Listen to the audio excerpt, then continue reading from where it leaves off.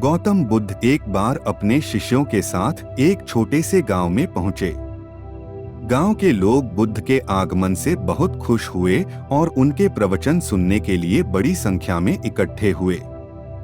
एक युवा व्यक्ति जो हमेशा चिंताओं से घिरा रहता था, बुद्ध के पास आया और बोला, भगवान, मैं बहुत परेशान रहता हूँ। हमेशा मुझे चिंता रहती है। मैं कभी भी खुशी नहीं महसूस कर पाता। कृपया मुझे कोई उपाय बताएं जिससे मैं हमेशा मस्त रह सकूं। बुद्ध मुस्कुराए और बोले, पुत्र, तुम सही समय पर आए हो। कल सुबह हम एक यात्रा पर जाएंगे और वहां तुम्हारे प्रश्न का उत्तर मिलेगा। अगले दिन सुबह बुद्ध और उनके शिष्य गांव के पास के जंगल में गए। रास्ते में उन्होंने एक छोटे से तालाब के किनारे विश्राम किया। बुद्ध ने उस युवा व्यक्ति से कहा, तुम इस तालाब के किनारे बैठो और पानी में अपनी छवि देखो। युवा ने बुद्ध की बात मानी और तालाब के किनारे बैठ गया। उसने अपनी छवि को देखा और देखा कि पानी में उसकी छवि धुंधली और अस्थिर थी। वह समझ नहीं पाया कि बुद्ध क्या समझाना चाह रहे हैं।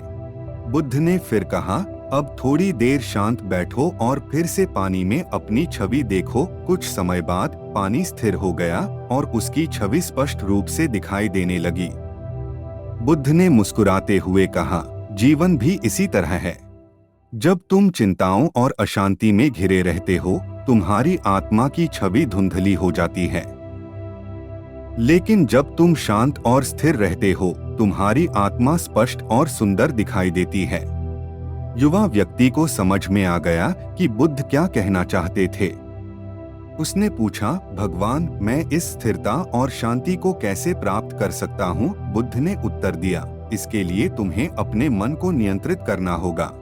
ध्यान और प्राणायाम का अभ्यास करो। अपनी इच्छाओं को नियंत्रित करो और वर्तमान क्षण में जीना सीखो। सबसे महत्वपूर्ण बात, अपने जीवन में संतुलन बनाओ और छोटे छोटे सुखों में खुशी ढूंढो। जब तुम अपने अंदर शांति पाओगे, तब तुम हमेशा मस्त रह सकोगे।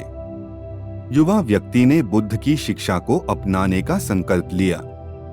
उसने ध्यान और प्राणायाम का अभ्यास शुरू किया और धीरे धीरे उसकी चिंताएं कम होने लगीं। वह अब हर छोटी छोटी बात में खुशी ढूंढने लगा और हमेशा मस्त रहने का तरीका सीख गया। इस प्रकार गौतम बुद्ध की शिक्षा से वह युवा व्यक्ति हमेशा के लिए खुश और संतुष्ट जीवन जीने लगा और गांव के लोग भी उससे प्रेरणा लेकर अपनी जिंदगी में खुशी और संतोष का महत्व समझने लगे।